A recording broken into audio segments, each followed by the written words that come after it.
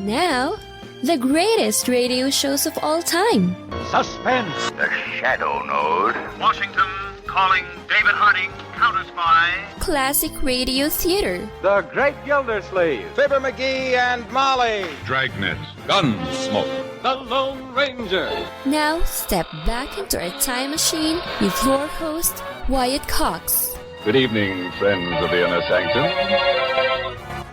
And we'll hear that creaking door again here in just a moment as we go back to February 12th, 1946. Screen star Richard Widmark starring in an episode entitled The Man Who Couldn't Die.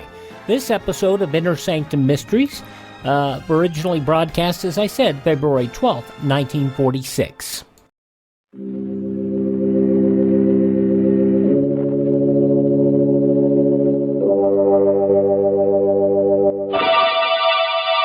Lipton Tea and Lipton Soup present Inner Sanctum Mysteries.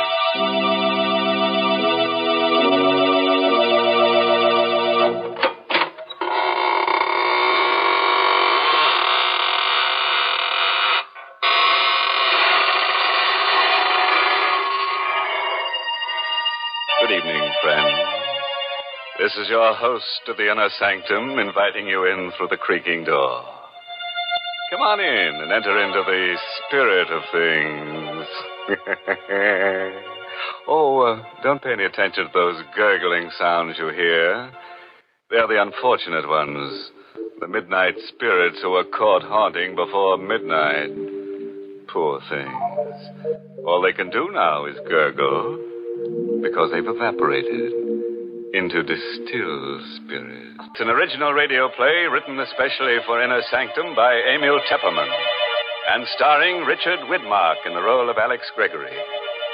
It's about a man who became master of a secret so fearful that it could never be revealed to any mortal, living or dead. But let him tell you the story himself, how he learned the most terrible secret in all the universe and what he did with it. It was an evening in September, the 15th to be exact, when I first learned of the existence of elixir number 4. It happened at Professor Jarman's house just off the college campus. You've heard of Jarman, of course. He was to chemistry what Einstein is to physics. But it was his daughter Elaine that I was interested in that evening in September when I rang their bell. Well, hello, Alex. Oh, gosh, is it that late? I'm not even dressed. Hi, sweet. Snap it up, will you? The last show starts at 8:30. Well, it won't take me long. Wait for me in the library. I'll be ready in a jiffy. I knew my way around the house. I went into the library, and the first thing I noticed was that the door to Professor Jarman's private study was ajar. It had never happened before. The private study and the laboratory beyond were forbidden territory in the Jarman home. Not even Elaine was allowed in there. And now the door was open. I'd heard stories of Jarman's experiments with new and secret formulae. So here was a chance, a possible chance to find out what the old codger was working on. I couldn't resist. I pushed open the door and I stepped into the private study. I could hear Jarman in the lab talking to himself. Elaine had told me once that he always talked to himself in the lab. I stood quietly in the study, but I couldn't make out what he was saying in there. I looked around. The study was just a small cubbyhole with a chair, a bookcase, and a desk. And on the desk, I saw the open diary. A single sentence was written on the open page. I stepped closer. And then I got the first shock. For that sentence was written in Latin. My Latin was rusty, but I was able to decipher the words, Vitae secretum in elixir quartum perpetus habeo. In elixir number 4, I have the secret of perpetus life. Perpetus. That was the one word I couldn't seem to place. In elixir number 4, I have the secret of something. life. I was puzzling over that word perpetus when suddenly the laboratory door was flung open. What are you doing at my desk? Oh, hello, Professor Jarman. I asked you, what are you doing at my desk? Well, the study door was open. I thought I'd see if you were in here. You were reading my diary. Oh, no, Professor. You saw the entry in my diary. Well, really, Professor, I assure you. You read Latin. Latin? Well, I don't understand. You're sure you don't understand Latin? No, I don't. Alex. Ready and... What, is anything wrong? Elaine, I've told you time and again, no one is to be admitted to my study. Oh, I'm sorry, Dad. You must have left the door open. Oh, Alex, you shouldn't I'm have terribly sorry, Elaine. I found the door open, and I thought Professor Jarman was in here. I just wanted to say hello. All right. No harm done, as long as you can't read Latin. Now, get along, you two. I'm busy, but keep out of my study hereafter. I took Elaine to the movies, but I haven't the faintest recollection of what the picture was about. Through my mind kept running that Latin sentence, Vitae secretum in elixir quartum perpetus habeo. When I said goodnight to Elaine at her door after the show, I hurried home to my room and I got out an old Latin dictionary. I looked up the word perpetus. And then I got a strange, cold feeling down my spine. For the word perpetus meant perpetual. The Latin sentence which Jarman had written in his diary meant, in elixir number 4, I have the secret of perpetual life. Professor Jarman had discovered the secret of immortality. All the next day, I conducted my chemistry classes purely by instinct. I couldn't take my thoughts from elixir number 4. Every voice in the classroom seemed to sing the same refrain. Accomplished by adding to a dilute solution of H2SO4 a quantity immortality. Never to know the fear of death. To live on serenely.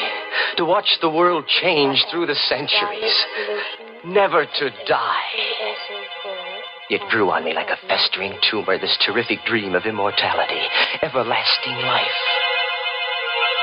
I had to have elixir number 4. In the afternoon, the first free period I had, I went down the hall to Jarman's office.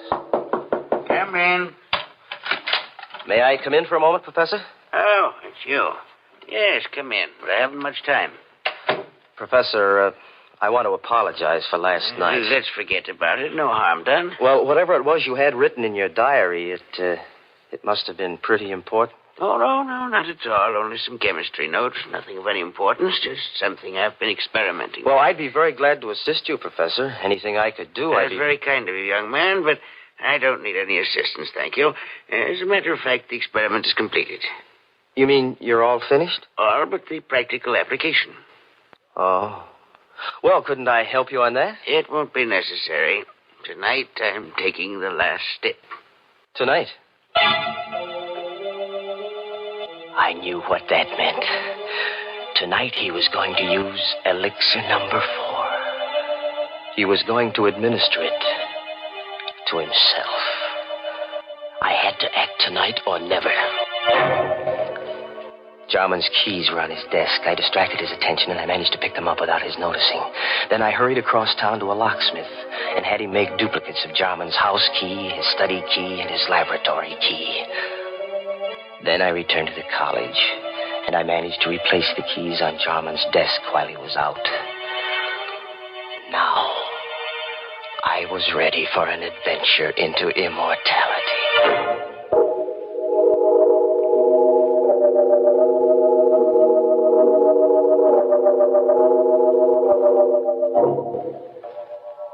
At 8:30 that evening, I let myself into Jarman's house, opened the study door, and stepped quietly over to the laboratory.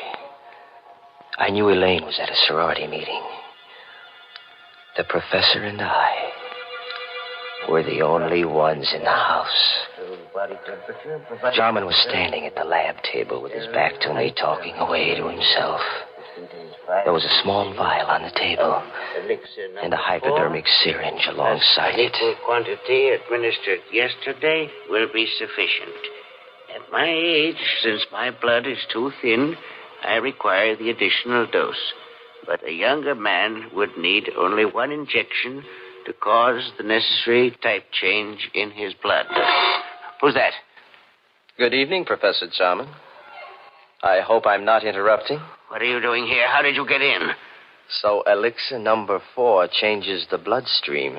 What do you want in here? Quit stalling, Professor. I know what elixir number 4 is. Oh.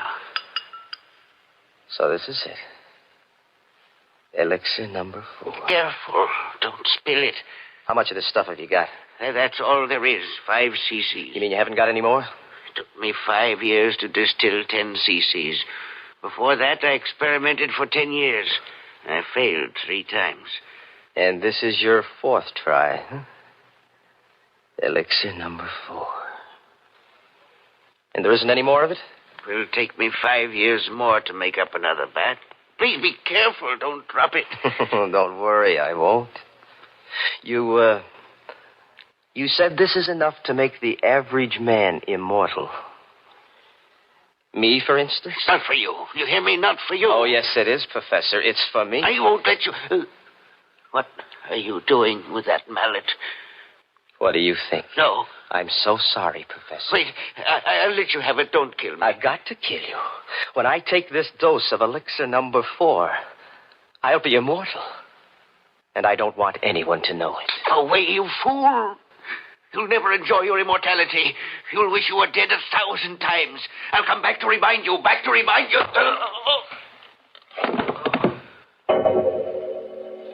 I didn't hit him hard enough to kill him. That wasn't part of my plan. But when he lay unconscious on the floor, I searched among the chemicals until I found what I wanted. I mixed some chemicals in a test tube, and I watched the fumes forming. Then I held the test tube against Jarman's mouth, forcing the deadly gas into his lungs. When I was sure he was dead, I wiped the tube clean of my fingerprints and put it back in the rack. Then I picked up the vial of elixir number 4, the hypodermic syringe, and I hurried away, locking all the doors behind me. As soon as I got home, I filled the hypo with elixir number 4, and I gave myself the injection.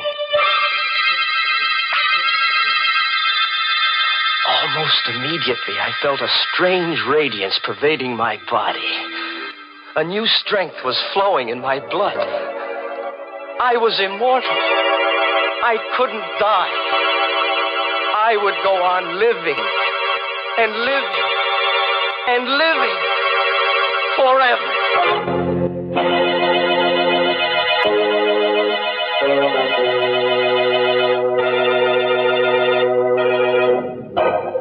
Hey, what's going on here? What's all this about living forever? If you ask me, it would be more of a curse than a blessing. Now, just suppose we all took a shot of this elixir number 4. I think of all the people who'd lose their jobs. Grave diggers and stone cutters and shroud makers and hearse drivers and... Oh, I go on. You see what I mean. Why, everybody'd be out of a job. We'd all practically starve to death. And everybody would starve if we didn't have these messages from February 12th, 1946, Inner Sanctum Mysteries here on Classic Radio Theater with Wyatt Cox. Classic Radio Theater with Wyatt Cox, February 12th, 1946, Inner Sanctum Mysteries. And now let's get back to our story. We're all anxious to see what this fellow Alex does with his secret of perpetual life. Just imagine, a man with all that time on his hands. Time to kill. And kill. And kill. Immortality. I had it in my blood. I could feel it pulsing in my veins. The vitality, the power. I had to establish an alibi. Not that I expected to need an alibi.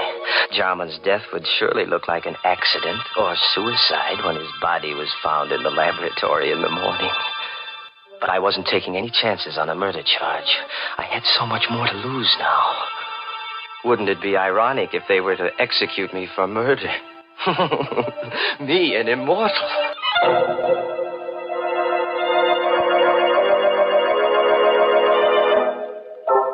Next morning, I stopped at Jarman's house and rang the bell. I knew Elaine must have gone right to bed when she returned from the sorority meeting last night, because she never disturbed her father when he was in the lab. But now, when she discovered that he hadn't been to bed all night, she'd want to investigate.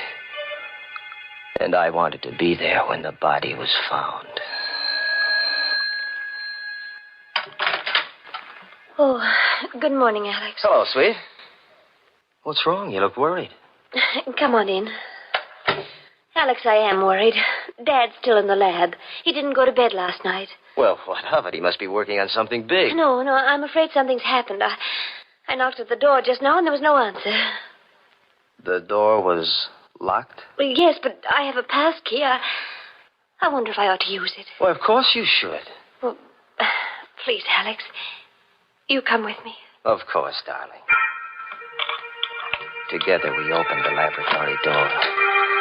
I was all set to act horrified when we discovered the body on the floor. But there was no need to act. I was horrified. For the lab was empty. There was nothing on the floor. The body of Professor Jarman was gone. I don't know for how many hours after that I walked the street, confused and frightened and uncomprehending. I tried to reason it out, how Jarman's body had walked out of that lab. There was only one solution. Jarman had already taken one dose of elixir number 4.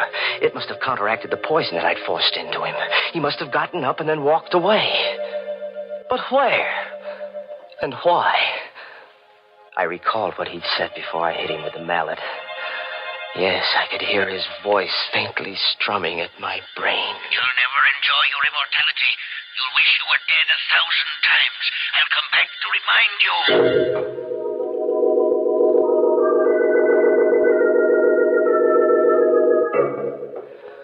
The next day, I went to Elaine's house, and I saw that she was taking her father's disappearance pretty hard. Oh, Alex, I don't know what to make of it. Do you think that Dad... that he's... Now, take it easy, baby. Maybe he's just suffering from amnesia. Maybe he just walked out of the house. He might turn up tomorrow. No, I have a terrible feeling, Alex, that he's dead.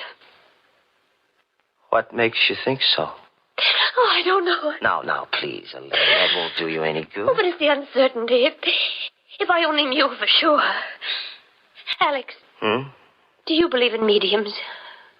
Communicating with the dead? Do you believe a medium can put you in touch with the dead? Oh, is that what you're thinking of, darling? Going to a medium? But don't you see, Alex, if Dad is dead, maybe... I was worried, too. I had to know if Jarman was dead or alive. I had to know before I could start enjoying life. Yes, that might be a good idea, Elaine. Can't hurt to try. There's a medium in town. Oh, I don't know what I want to do. Let me think about it. Well, sure, darling.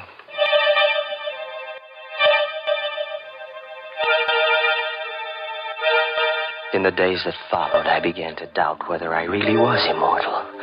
Was elixir number 4 really the elixir of life? Was I really going to live forever? If there was only some way to prove it. Then I remembered what Jarman had said, that the elixir caused a change of blood type. Well, that'd be easy enough to check.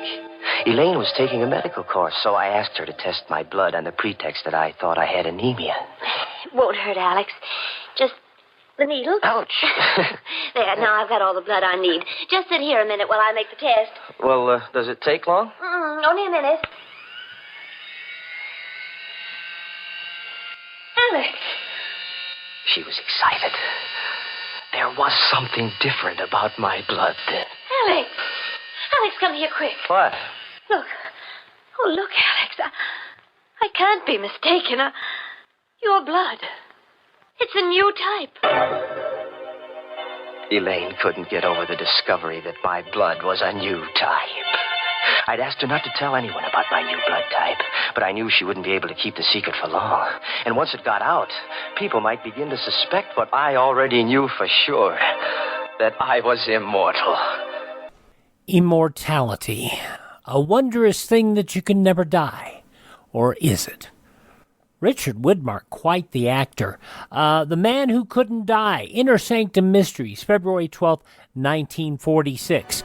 Thank you for tuning in to Classic Radio Theater with Wyatt Cox. The conclusion follows these messages here on your favorite radio station.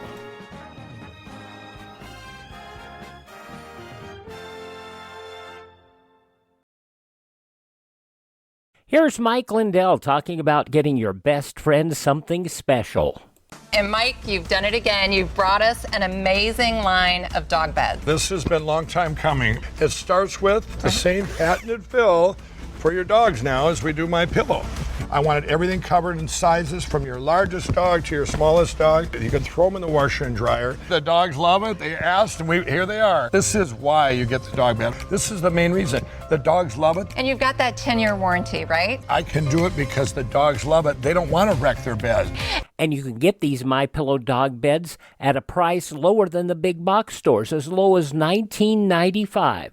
Call 1-800-928-4715, 1-800-928-4715, or go to mypillow.com/pet and use my promo code Wyatt. Treat your best friend to a MyPillow dog bed, mypillow.com/pet. Promo code Wyatt.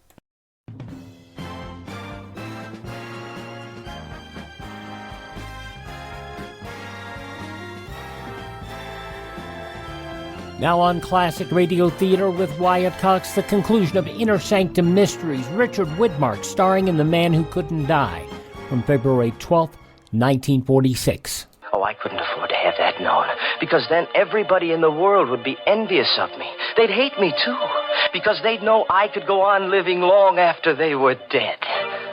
Oh, no. No, it had to be a secret forever.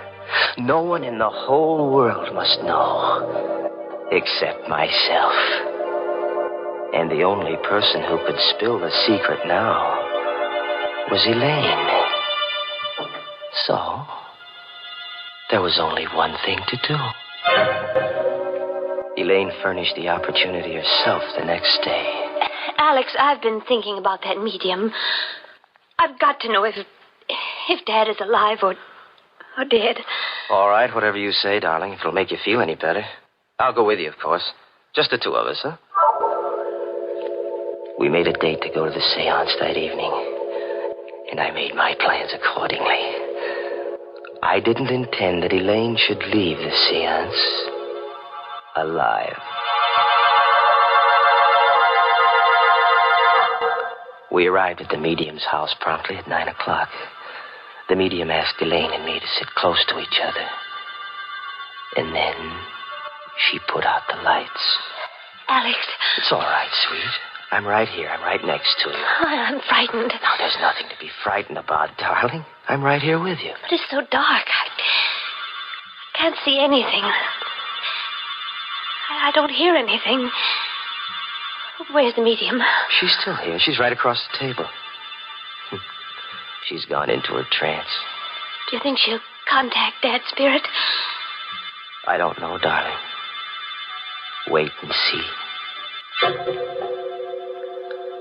I timed myself carefully, waiting for the moment when the medium should be well into her trance.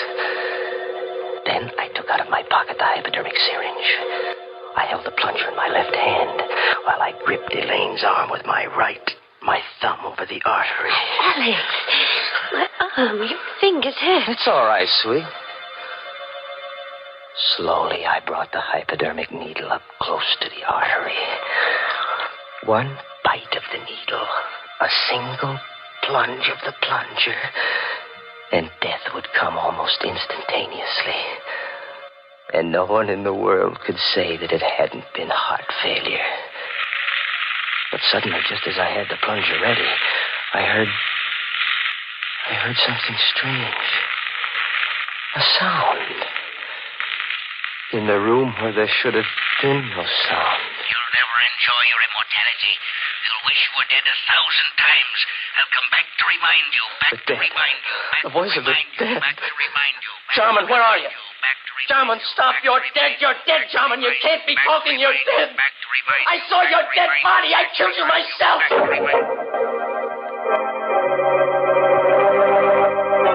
Suddenly, the lights flashed up. The room was full of police. Arrest him, officer. He killed my father. You heard his confession. That voice. That was Dad's voice, Alex. A recording. What? A recording? That's why he always talked to himself in the lab. He had a wire recording machine. He talked while he carried on his experiments so that there'd be a permanent record. The wire recorder picked up everything that was said in the lab the night you killed him. But we could never have proved it was your voice in court if you hadn't confessed just now. Yes, but the body. I found Dad dead that night when I got back from the meeting. And I hid the body until I could find his murderer. And now, Alex, I found him.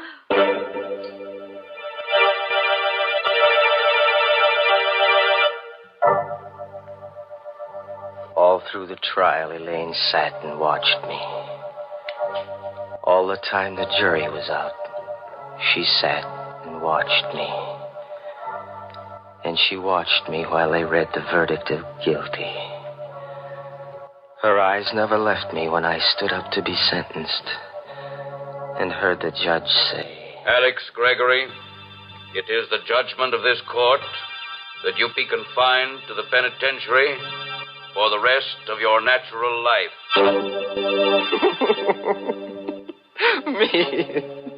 Me of all people. Me sentenced to imprisonment for life. Me in whose veins runs the precious elixir number 4. Imprisonment for the rest of my natural life, which means forever.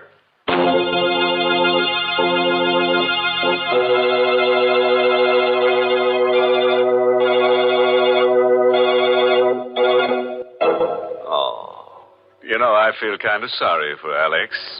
He really got a tough break. Locked up in a cell for all eternity and no way out. Yes, looks like they'll have to build a new jail around him every 1,000 years or so. Of course, there's one way out for him.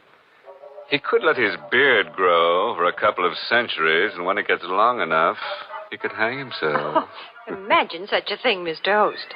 Yes, it would be sort of breathtaking, wouldn't it, Mary? Poor Alex. He probably had many good impulses in his lifetime. As the trouble is, he didn't follow them.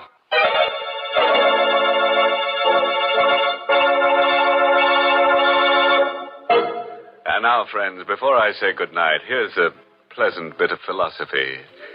Biologists tell us that all life starts in a little cell, and for convicted murderers, it ends there, too.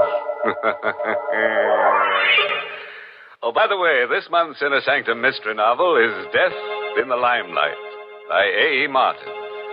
And next week's Inner Sanctum story, brought to you by the makers of Lipton Tea and Lipton Soup, and directed by Hyman Brown, next week's story is called You'll Never Escape. So, if you feel in a capturing mood, join us next Tuesday. Until then, good night. Pleasant dreams.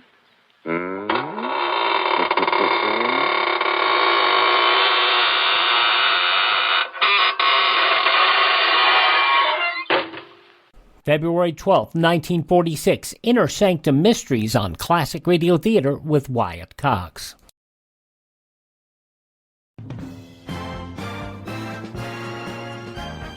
Now on Classic Radio Theater with Wyatt Cox, an episode of Captain Midnight. This episode originally broadcast on February 12th, 1940.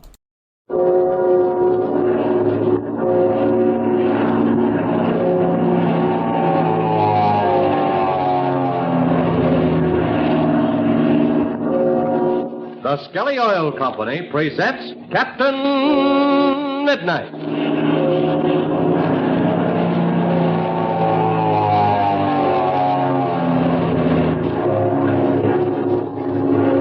Captain Midnight, brought to you 3 times each week at the same time by the Skelly Oil Company, Skelly Jobbers and Dealers.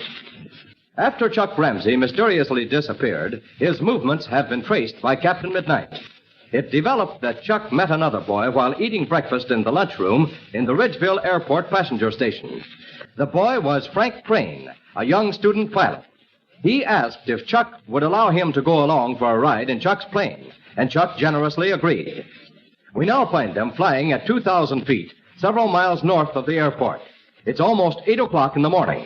Chuck is sitting relaxed at the controls, and young Crane is in the seat beside him. Listen as Frank says... Hey, have you ever done any stunts in this ship? No, I haven't. But this ship could take them. Well, I tried to get my instructor to do some with me, but he never had enough time. I'll tell you what I'll do. I'll gain a little altitude, and we'll do one. Oh, gee, Chuck, that sure would be swell. What would you like to do? A vertical turn, a spin, or a loop? Well, gee, don't let's start in with a spin. I hear that's liable to make you awful dizzy. No, it won't. Not if you keep your eyes inside the cockpit. Well, anyway, let's try a loop. That'll be good enough. Okay. Well, we've got enough altitude now. Oh, say, you'd better buckle your belt. Oh, gosh, do you have to do that? Some of the boys were telling me that the centrifugal force would keep you in your seat. It will. But that's only if you make an absolutely perfect loop. If you don't have quite enough speed, you're liable to fall out of your seat when you get upside down. Oh, gosh, that wouldn't be so nice. So I guess we'd better be sure and have our belts buckled, because I haven't made a loop for several weeks. All right, now, I'm going to dive down to gather speed.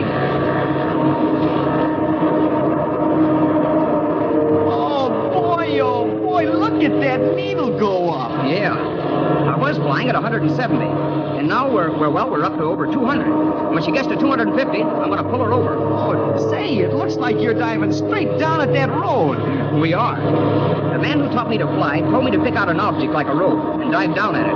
And then when you get ready to pull up, if you keep on a line with the road, you're almost sure to keep on a straight line all the way around. Hey, and then when you get over on your back, you pick up the road on the other side, huh? That's the idea. Say, you catch on quick. Hey, gee, look at that airspeed indicator. We're up over 250 now. Yeah, and up we go.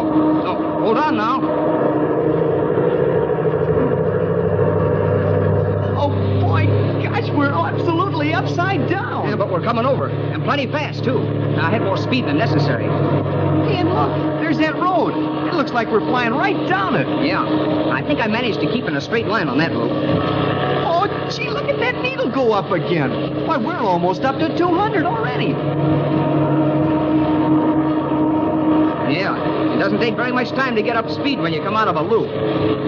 After a while, that comes natural to you. You wait and see. Oh, where do you want me to go? Oh, look right ahead, Chuck. You see that house down there? On the left of that road? Uh-huh. Well, that's our place. Would you mind diving down so I could wave? No, of course not. Here we go.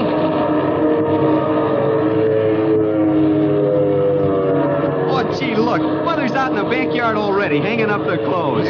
She must get started early. Well, I'll say she does. About 6 o'clock.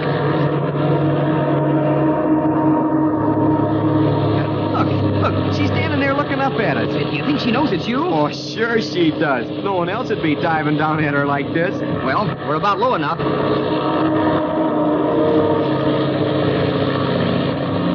Can I wave out the window? You can try, but I don't think the wind pressure will let you do much waving. Oh, it won't be necessary. She can see me. I'll turn a little bit. There. How's that? Hi, Mom. Hi. Hey, there. She sees me waving. Well, up we go. It was sure swell of you to fly me out here. Do you have to get back to the airport right away? No, not for a couple of hours. And then I've got to land and go out and see a friend of mine in the hospital. Oh, yeah, you said you had to do that. But in the meantime, I don't have a thing to do. Say, if that's pretty country to the west, we might make a short cross country. Oh, gosh, that would sure be swell if you can do it. And no sooner said than done. Here we go.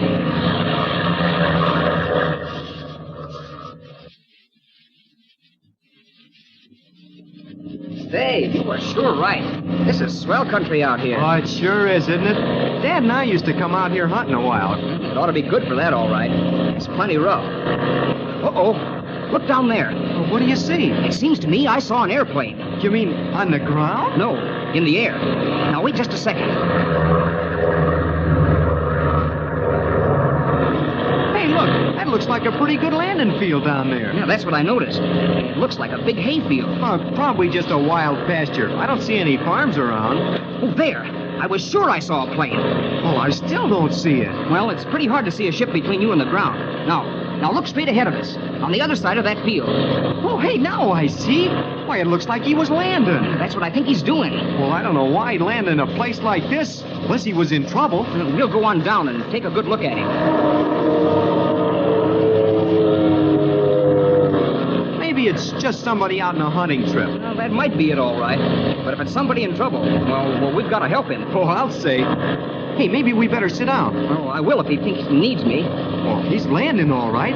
See, he's almost on the ground. Yeah, and he's coming to a stop. Hey, what kind of a plane is it? Well, that's what I'm trying to make out. I can't tell for sure, but I think it's an open cockpit monoplane. Hey, you're right. I'm sure you're right. At least I can see it's a two-seater. It looks almost like the same type the Army uses for attack ships. Well, we can't tell from here whether it's a monoplane or a biplane. No, but we will in a few seconds. I'm going to side-slip down over him and get a better look. Oh, is your belt buckled? Yeah, I haven't unbuckled it since we did that loop. Okay, here we go.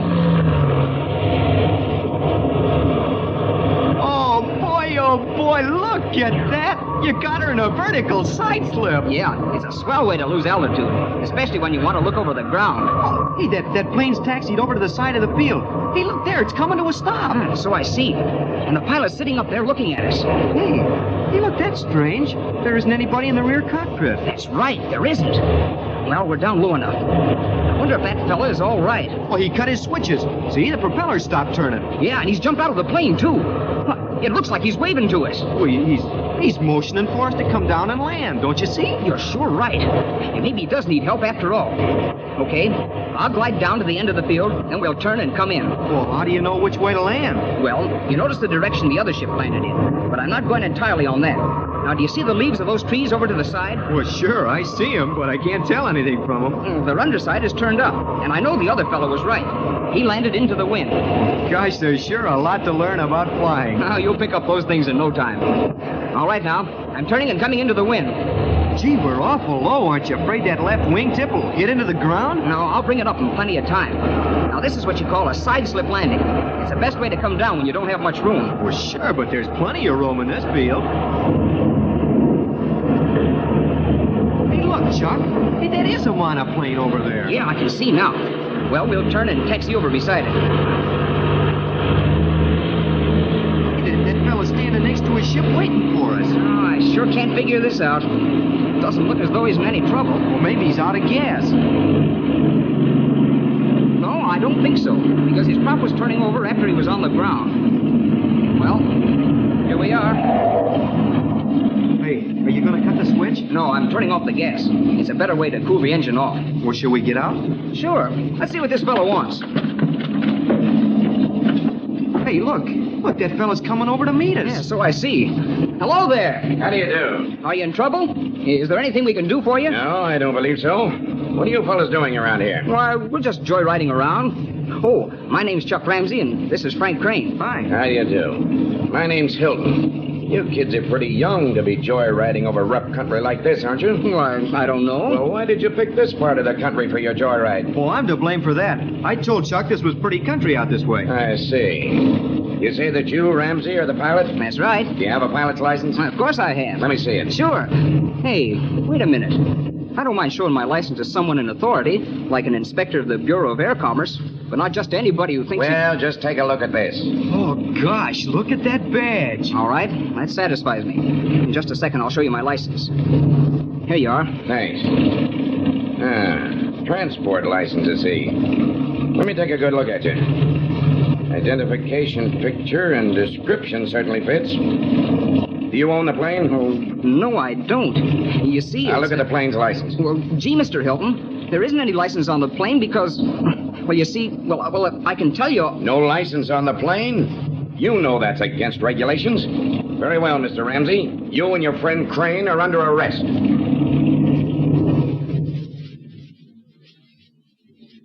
Well, what can this mean? The plane Chuck is flying was captured from Ivan Shark. Will Hilton believe the young pilot's explanation? What will happen next? Tune in Wednesday to Captain Midnight. Until Wednesday, this is Don Gordon, your Skelly Man, saying goodbye and happy landing!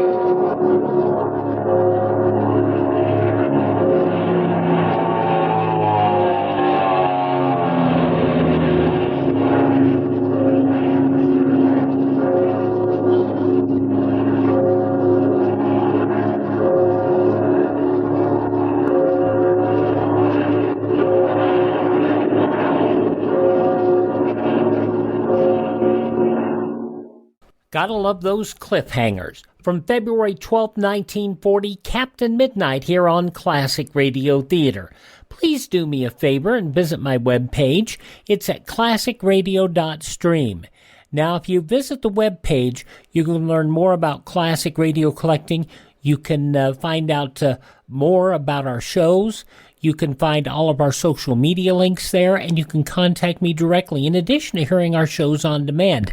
And you'll see links to Amazon products there. If one of them interests you, click on my link to go through it, please.